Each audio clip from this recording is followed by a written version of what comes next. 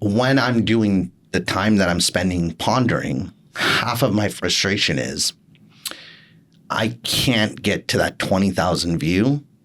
And I'm shooting for that 100,000 view, to be honest with you. Mm-hmm. But I can't get to the 20,000. And then when I have extended periods of that, it becomes like, then the story kicks in of it's going forever. It's never going to end. That's when that story kicks in. So how about there? What's the protocol there? What's the best protocol? Let's say. How often are you in your stillness? At least 5 days a week. So my routine is I leave work on the dot and I go home 5:30. The dogs are fed. I'm sitting outside in the patio by myself. They're all locked up, so no one's bothering me. So I at least from 5:30 to 6:30, Monday through Friday. I try to get some time in on the weekends as well. Okay. When you're in these moments where you start to actually feel the sensations building up in you and you're losing your 10,000 foot view and it keeps going more myopic right there. Are you waiting for a sensation to appear or are you demanding it?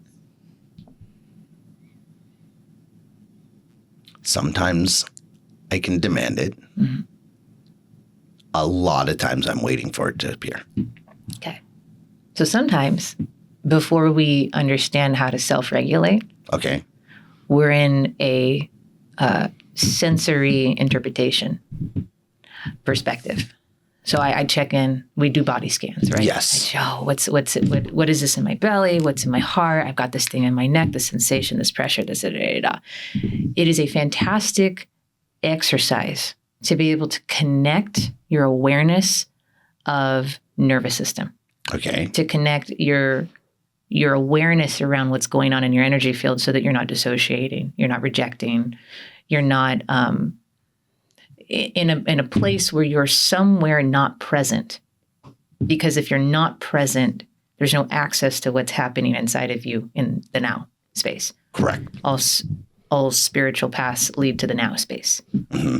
Because in the now space, you actually have real things, not past things repeating themselves, not future memories that are fear-driven, trying to navigate and mitigate threat. And it's also navigable. Yes. Navigatable.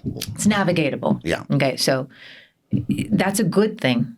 But at one point, when you've done enough scanning, when you've done enough resourcing into yourself to say, oh, that's that one part of that wound that I have, or that's that one program and it sounds like this and it gets tripped up and like this and then it looks like this and it came from my dad, it came from that history, it came from that breakup and like, oh yeah, it's that thing where it says I'm not good enough.